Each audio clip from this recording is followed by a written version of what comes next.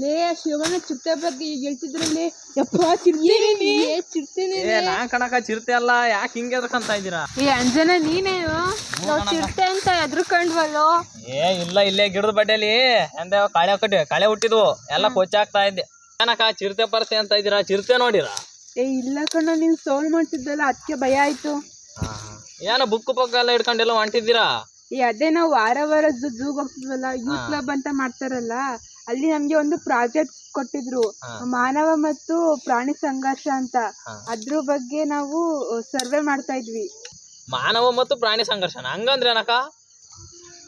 ಅಯ್ಯೋ, ಪ್ರಾಣಿಗಳಿಂದ ಮನುಷ್ಯರಿಗೆ ತೊಂದ್ರೆ ಆಯ್ತಲ್ಲೋ ಅದು. ಪ್ರಾಣಿಗಳಿಂದ ಮನುಷ್ಯರಿಗೆ ಏನಕ್ಕ ತೊಂದ್ರೆ ಆಗ್ತೈತಿ? ನೀವ್ ಏನಾನ ಹೇಳ್ತೀರಪ್ಪ. ಮೊನ್ನೆ ಒಂದು ಇದನ್ನ ನೋಡ್ದೆ ಪಿಕ್ಚರ್. ಯಾವ್ದೋ ಫಿಲಮ್ ಅದು? ಅದೇ ಕಣಕ್ಕ, ಆ ಗುಜರಾತ್ ಅಲ್ಲಿ ಯಾವ್ದೋ ಗಿರ್ ಅರಣ್ಯ ಪ್ರದೇಶ ಅಂತ ಐತಂತೆ. ಅದ್ರ ಪಕ್ಕದಲ್ಲಿ ಜಮೀನುಗಳು ರೈತರವು, ಅವರು ಹಿಂಗೆ ಬೆಳೆಗಳನ್ನ ಬೆಳೆದಿರ್ತಾರಲ್ಲ, ಈ ಪ್ರಾಣಿಗಳು ಬೇರೆ ಬೇರೆ ಸಸ್ಯಾಹಾರಿ ಪ್ರಾಣಿಗಳು ಬಂದು ತಿನ್ನಬಾರ್ದು ಅಂತ ಕಾಯ್ಕೊಂಡ್ ಕುಂತಿರ್ತವೆ.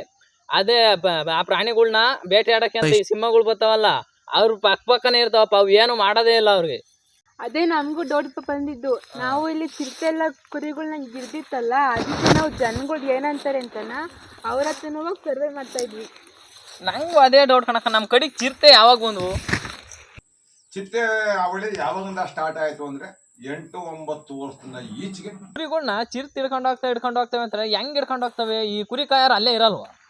ಇಲ್ಲಿ ಹೆಂಗ್ ಬಂತ ಬೋರ್ಡೆ ಇಲ್ಲ, ಮನೆ ಕಡೆಗೆ ಹೋಗೋದು ನಾವು ಮಿಲ್ಲಿ ಒತ್ತಾಡ್ತು. ಕುರಿಯೆಲ್ಲ ಬೇದ್ರೋಡ್ ಬಂದು ಏನ್ ನೋಡೋರಂಗಣ ಕುರಿಯೆಲ್ಲ ಬೇರ್ದು ಅನ್ನೋದು ಎತ್ಕೊಂಡಿತ್ತೆ. ನಮ್ ಮಂದಿ ಅಗ್ರಿಸ್ಕೊಂಡು ಹೋಗಿ ಕರಿಕಲ್ ಬೀಳ್ತು. ಒಬ್ಬ ಕುರಿ ಬೇದ್ರಾಗಿ ಒಬ್ರು ತಡ್ಕೊಂಡಿದೀವಿ, ಒಬ್ರು ಓಡಾದ್ರು. ಅವನಿಗೂ ಭಯ, ಕೊಡಗಕ್ಕೂ ಗಿಡದೊಳಗೆ ಕೊಡಗಕ್ಕೂ ಭಯ, ನನ್ ಮೇಲೆ ಬೀಳ್ತಿ ಅಂತ ಹೋದ್ರತ್ತು ಬಾ ಅಂತ ಬಂದು. ಇನ್ ಬೆಳಗ್ಗೆ ಅತ್ತಗೆ ಕುರಿ ಹೊಡ್ಕೊಂಡು ಏನ್ ಮಾಡ್ತೀವಿ, 4 ಕಾಲ್ ಬಿಟ್ಟಿತ್ತು, ಒಂದ್ ತಲ್ ಬಿಡಿ ಬಿಟ್ಟಿತ್ತು. ನಾವು ಚಿಕ್ಕ ಒಂದು ಇಲ್ಲಿ ಐತೆ ಅಂದ್ರೆ ನಮ್ಗೆ ಹೆಂಗ್ ಗೊತ್ತು, ಒಂಥರ ಮಲ ಕುಂತ್ಕೊಂಡಂಗೆ ನಾಯಿ ಅದಿಕೊಂಡಂಗೆ ಬೇರೆ ಒಳಗೆ ಅದಿಕೊಂಡಿರ್ತೇವೆ. ಹಿಂಗೆ ಬಿಟ್ಕೊಂಡು ಹೋಗ್ತಾ ಇರ್ತೀವಲ್ಲ, ಹಿಂದೆ ಹೊಡ್ಬಂದು ಅದಿಕೊಂಡಾಗ ಕುರಿಯೆಲ್ಲ ಬೇದ್ರಿ ದೌಡ್ ಹೊಡಿತೇವೆ. ಅವಾಗ ಏನು ಮಾಡ್ತೀವಿ, ಓಡ್ಸ್ಕೊಂಡು ಓಡೋಗ್ತೀವಿ. ಓಡ್ಸ್ಕೊಂಡು ಹೋದಾಗ ಈ ಕುರಿಯೆಲ್ಲ ಬೇದ್ರಿ ಪಂಚಂಪಾಡಾಗಿ ಹೋಗಿರ್ತವೆ, ಒಂದು ನಮ್ಮ ಕೈಗೆ ಸಿಗಲ್ಲ. ಅಂಥ ಟೈಮಾಗ ಏನು ಮಾಡ್ತೀವಿ, ಕೈ ಬಿಟ್ಬಿಡ್ತೀವಿ. ಪಾಪ ಈ ಕುರಿಗಳನ್ನ ಈ ಚಿರತೆಗಳೆಲ್ಲ ಎತ್ಕೊಂಡು ಹೋಗ್ತಾವಲ್ಲ, ಅವಾಗ ಅವ್ರಿಗೆ ಏನ್ ಅನ್ಸುತ್ತಪ್ಪ? ಅಷ್ಟು ಕಷ್ಟ ಬಿದ್ದು ಸಾಕಿರ್ತಾರಲ್ಲ. ಬೇಜಾರು ಅಂತಂದ್ರೆ ಇನ್ನೇನು ಕುರಿ ಮರಿ ಹೊತ್ಕೊಂಡಾದ್ಮೇಲೆ ಹೊಟ್ಟಿರುತ್ತೆ. ಹೌದಲ್ವ, ಇಷ್ಟೆಲ್ಲ ಪಾಡ್ಬಿಡ್ತೀವಿ. ಒಂದು ಮರಿ ಕಳ್ಕೊಂಡು ದುಡ್ಡು ಎಷ್ಟು ಹೇಳು?